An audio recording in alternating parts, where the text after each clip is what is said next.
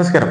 കേരളത്തിലെ ഉപതെരഞ്ഞെടുപ്പ് പോരാട്ടം നടക്കുന്ന മണ്ഡലങ്ങളിൽ ഏറ്റവും ശ്രദ്ധേയമായത് പാലക്കാട് മണ്ഡലത്തിലെ വോട്ടെടുപ്പ് ആരംഭിച്ചു കഴിഞ്ഞു. 6 മണിയോടെ തന്നെ മണ്ഡലത്തിലെ മോക്ക് പോളിംഗ് നടപടികൾ ആരംഭിച്ചു കഴിഞ്ഞു. കൃത്യം അതായത് അതിനുശേഷം 7 മണി മുതലാണ് മണ്ഡലത്തിലെ പോളിംഗ് ആരംഭിച്ചിരിക്കുന്നത്. വലിയ ജനത്തിരക്കാണ് പല മണ്ഡലങ്ങളിലും വോട്ടുകൾ രേഖപ്പെടുത്താൻ സമ്മതിദാനാവകാശം വിനിയോഗിക്കാനായിട്ട് ജനങ്ങൾ എത്തുന്നത്.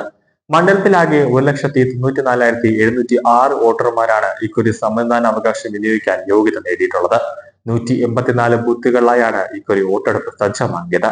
രാവിലെ 7 മണി മുതൽ വൈകിട്ട് 6 വരെയാണ് വോട്ടെടുപ്പ് സമയം.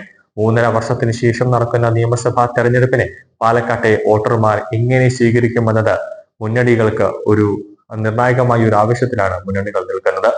പാലക്കാടിനെ സംബന്ധിച്ചിടത്തോളം വലിയ ഒരു വിവാദങ്ങൾക്ക് വഴിവെച്ച ഒരു മണ്ഡലം കൂടിയാണ്. കാരണം ആദ്യം സരിൻ കോൺഗ്രസ് പ്രവർത്തകനായ സരിനെ അവിടെ മത്സരിപ്പിക്കില്ല അല്ലെങ്കിൽ സീറ്റ് കൊടുക്കില്ല എന്ന് അറിഞ്ഞതോടുകൂടിയാണ് സരിൻ കോൺഗ്രസിൽ നിന്ന് ഇടഞ്ഞ് നേരെ ഇടതുപക്ഷത്തിലേക്ക് പോകുന്നു. ഷാഫി പറമ്പലിന്റെ നിർദ്ദേശപ്രകാരം രാഹുൽ മാങ്കൂട്ടത്തിലിനെ അവിടെ നിർത്തുന്നു.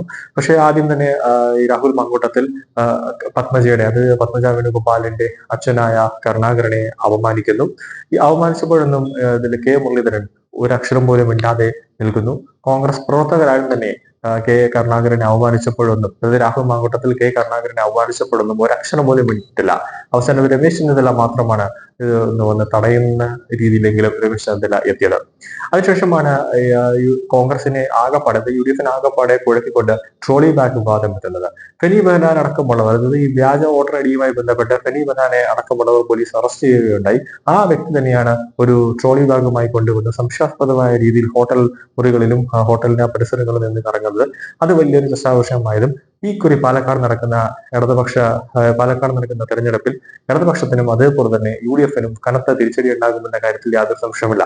കൂടാതെ തന്നെ ഇപ്പോൾ മുനമ്പം വിഷയം കത്തി നിൽക്കുന്ന ഒരു സമയമായതിനാൽ ക്രിസ്ത്യൻ സഭകൾ ഒന്നടക്കം പറയുന്ന ഒരു കാര്യമുണ്ട്: ശ്രീകൃഷ്ണകുമാറിന് വോട്ടുകൾ നൽകണം, അതായത് BJPക്ക് വോട്ടുകൾ നൽകണം എന്നത്.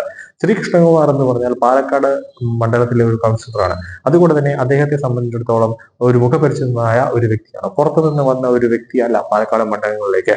വർഷങ്ങളോളമായി പാലക്കാട് തന്നെ ഉള്ള ഒരു വ്യക്തി ആയതുകൊണ്ട് തന്നെ വോട്ടുകൾ നിഷ്പ്രയാസം കൃഷ്ണകുമാറിന്റെ പെട്ടിയിലേക്ക് വീഴുമെന്ന കാര്യത്തിൽ യാതൊരു സംശയമില്ല.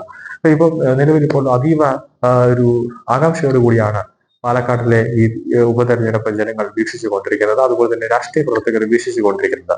23-ാം തീയതിയോട് കൂടി അറിയാൻ പറ്റും ആരാണ് ഈ പാലക്കാട് മണ്ഡലം പിടിച്ചെടുത്ത് നേരെ നിയമസഭയിലേക്ക് പോവുക എന്നതാണ്.